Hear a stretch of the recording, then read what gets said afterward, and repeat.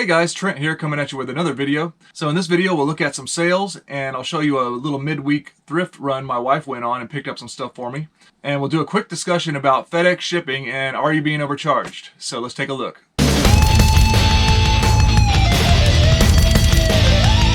So if you're new to my channel, welcome in. My name is Trent. I'm a part-time reseller on eBay. I do it for fun and profit and I take you along for the journey. So please hit that subscribe button for more great videos in the future. Alright, so yeah, welcome in. For this video I got some Nerf guns and stuff that my wife picked up to show you.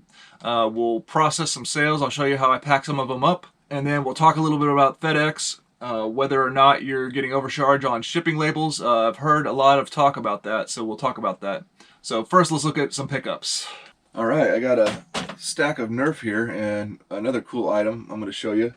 My wife, while I was working my 9-to-5 job, my wife went thrifting and picked up all this stuff.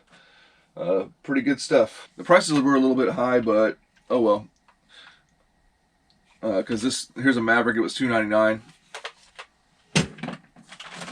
And here's a Tri-Strike, $3.99. But I didn't notice, so my wife sent me pictures of all this stuff, and I tried to screen it as best as possible, but I didn't notice that this doesn't have a charging handle. So unless I can somehow find one for that, probably won't sell this blaster as I'll sell it as a not working blaster, but it's at least got a magazine and a barrel extension that'll still be good for something. Even had the mega darts in the front of this barrel here. Here's another questionable one. It was $4.99, the Vulcan. It doesn't look as good as whenever it was in the picture. It's kind of dirty and dingy, so we'll see if it's functional. I might have to just strip the battery cover and sell it and the charging handle, but we'll see. Here's a cool little bag. It was, let me open it up. Got a Fire Strike, a different kind of color, and some Fortnite little Nerf pistols. One of them, unfortunately, looks like the charger is messed up. This one looks like it got played with quite a bit, but this one, Nerf Fortnite micro shots. So 2 out of 3 good little pistols. Here was a $1.99 Nerf Mega Magnus, not bad. And we got another strong arm. This one was priced up as well though, $2.99. But getting close to getting my party packs on the strong arm, as well as the Maverick. Here's another Maverick, $2.99, but oh well, still nice. And here's another one. I said whatever, dart tag, $3.99, kind of expensive, but it was a really nice clean dart tag blaster. So oh well, I appreciate my wife going in and getting this stuff, so I can't be too picky. And then finally we got, yeah, still kind of overpriced, Flip Fury for $3.99. Maybe it's because I go in and clean out all the Nerf guns, I don't know. But the best one of the bunch we got for $5.99 was a Rapid Strike, or a Hyperfire Elite. So, and it's got this is a drum magazine I've never seen before. Or maybe I have, I just don't remember, but it's a little small one, little small drum barrel. So, oh, I forgot. The coolest thing was this.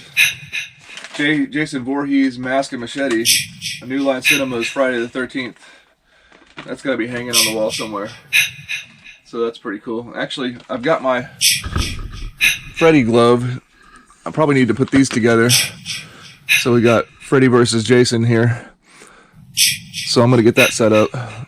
Alright, so FedEx. I made a video not too long ago bragging on FedEx about how their 2020, their rates, in my opinion, looked like they were looking a lot better than they had been. And even sometimes their expedited service, I forgot what it's called, I think it's 2-day, FedEx 2-day delivery. Their FedEx 2-day was coming up as the cheapest option for me sometimes. And I was like, wow, this is great. I got a response, I think it was Claudia Landau. That left me a comment saying, hey, be careful because some people have been getting overcharged on FedEx. And what they're talking about is when you go and pay for your so FedEx, let me back up. FedEx, whenever you buy their shipping labels on eBay, you don't actually pay right away. You actually pay on your invoice at the end of the month when you pay your eBay fees.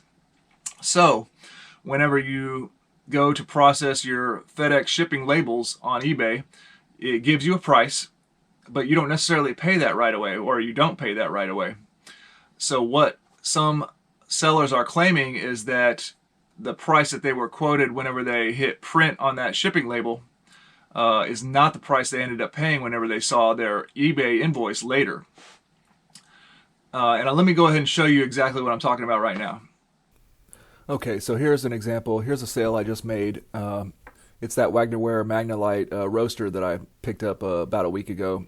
I'm not going to go up because it'll show addresses, but I have the weight. It's a 16 by 12 by 8 box, and the weight I have in there currently is 6 pounds. I got to reweigh it and see, but anyways, FedEx is looking pretty good here. It looks like that realistically might be my best option. Only $15.73 for FedEx 2-day, so that's pretty good. I live in California, so it depends on where it goes to, of course. But so right here is what they're talking about. That right here it says it's going to cost me $15.73. However, keep in mind when you use FedEx, it doesn't charge you right away. It charges you later on your invoice at the end of the month whenever you pay your monthly eBay bill.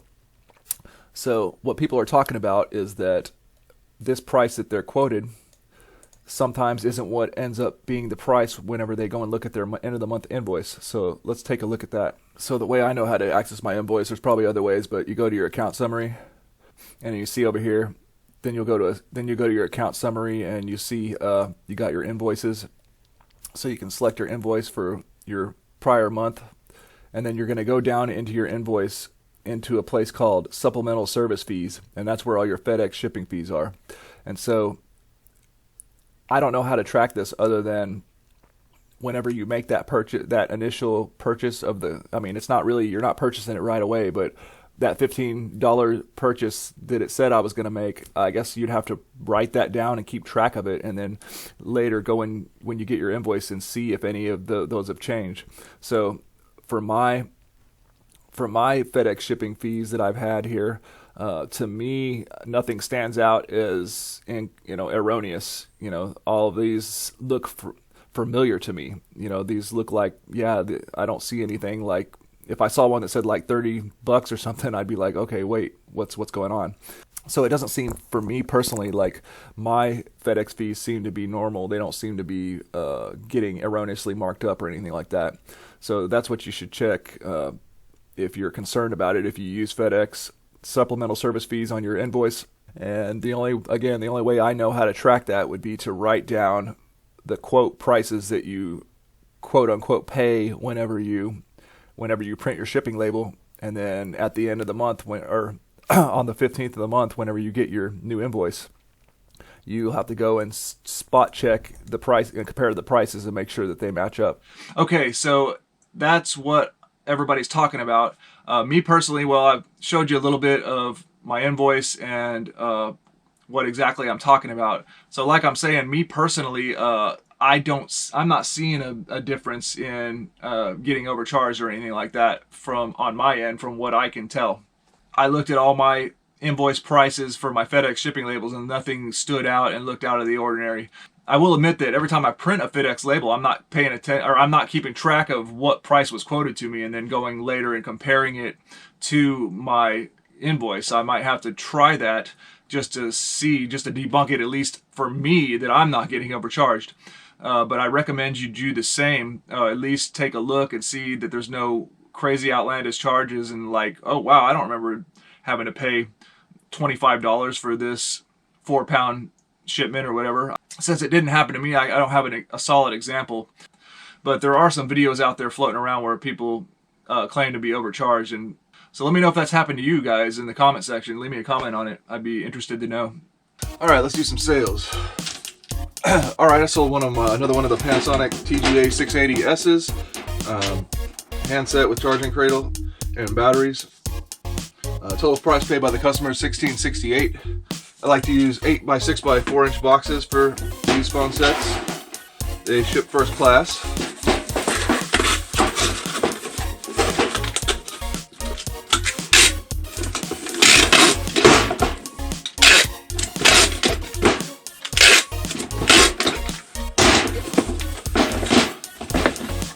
So I just put the charging cradle down in there, and then I usually take just a little bubble mailer and throw the phone in there with the battery, and I'll seal that. Then I'll write on here battery inside, just in case they like pull the phone out and throw the bag away, or just because I leave one battery outside because I want it to not, I don't want the batteries to be draining. So then I place it in there, and that works pretty good.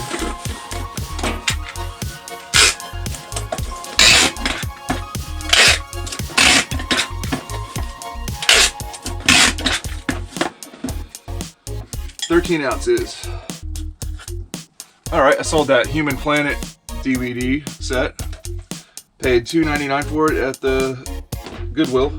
It sold for total price paid by the customer $15.51. And for that one, it's nothing special. We'll see if it can fit in this bubble mailer. Yeah, so that should be an easy one. 9 ounces. All right, and I sold this Vintage Connects carry case. It's just a case, no toys in it. Yeah, $19.95.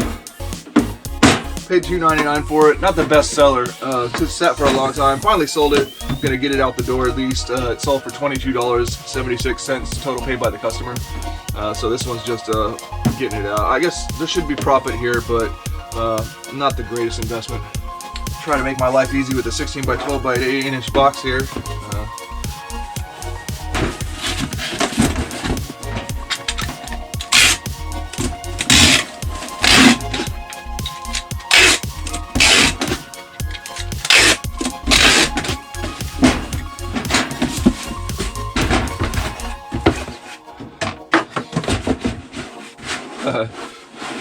Just fits perfectly, but you know, it's a carry case. I'm not too worried about it. I think it'll be okay, and it's quite a low profit item, so whatever. I'm gonna risk that.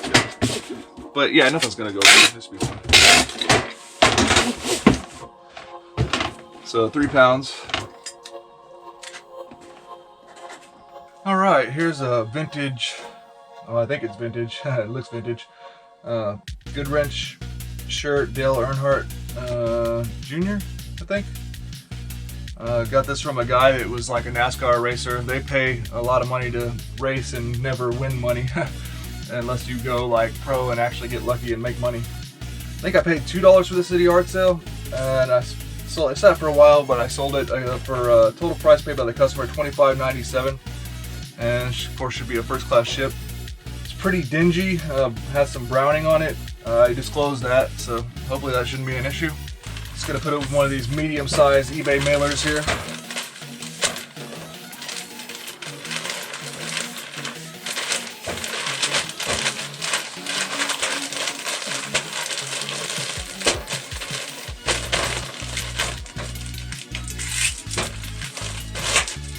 Gonna be 11 ounces.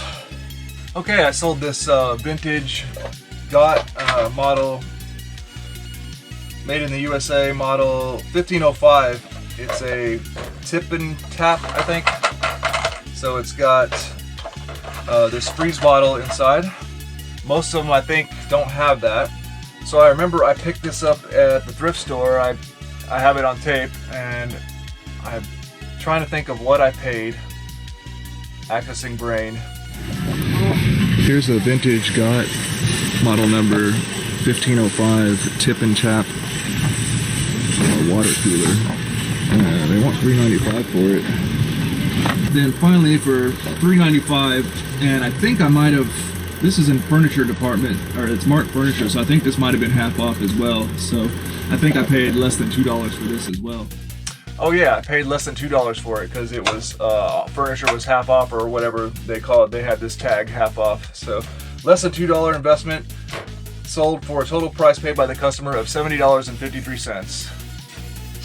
So yeah, be looking out for these vintage GOT little water jugs. It's got a twist nozzle, model 1505. And then if you do find one check and see. I think you can buy it for a couple bucks even without the refreeze bottle, but see if it has the refreeze bottle. It's called a this is actually made by the God as well. Refreeze bottle, part number 8285.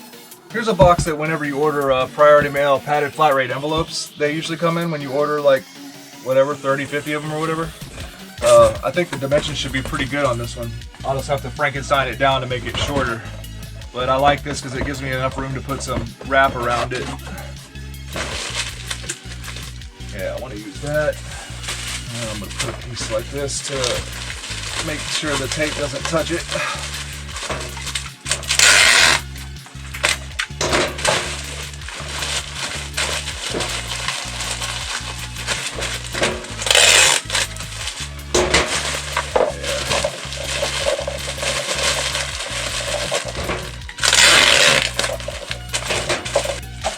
I'll set it down there, and then I can see if I want to resize that box.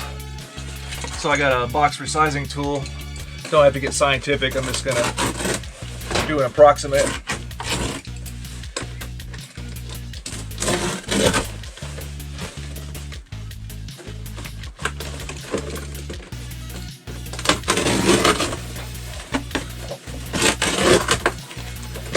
I said box resizing tool. This is a box scoring tool. And we'll cut the corners.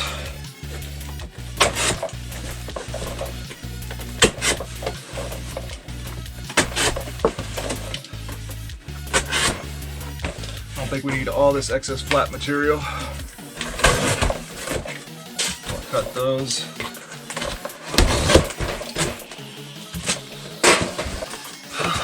Okay.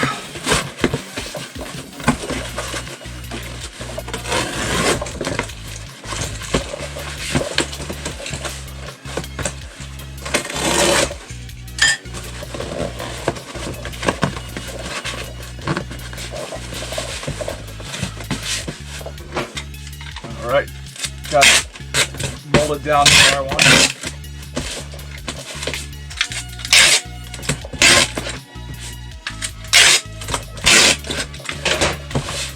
Yeah, when you order bulk, your bulk priority mail supplies like padded flat rates. Yeah, so whenever you order your padded flat rates, order enough to where they send them in one of these boxes because you can reuse it.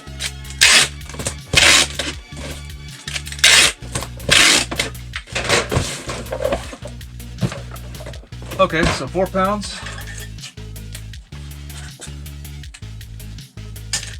Cool, $2 investment turned into a $70 sale. Not bad. Okay guys, well that's going to do it for this video. I hope you enjoyed. Please like, comment, and subscribe. Let me know about any interesting eBay tips, tricks, finds, or just leave me a comment in the comment section to say hi. Always appreciate that. Or if you want, leave a comment with an idea for a video. I'll always appreciate that as well, and I'll work it in on one of my videos. So hope you enjoyed and have a good day.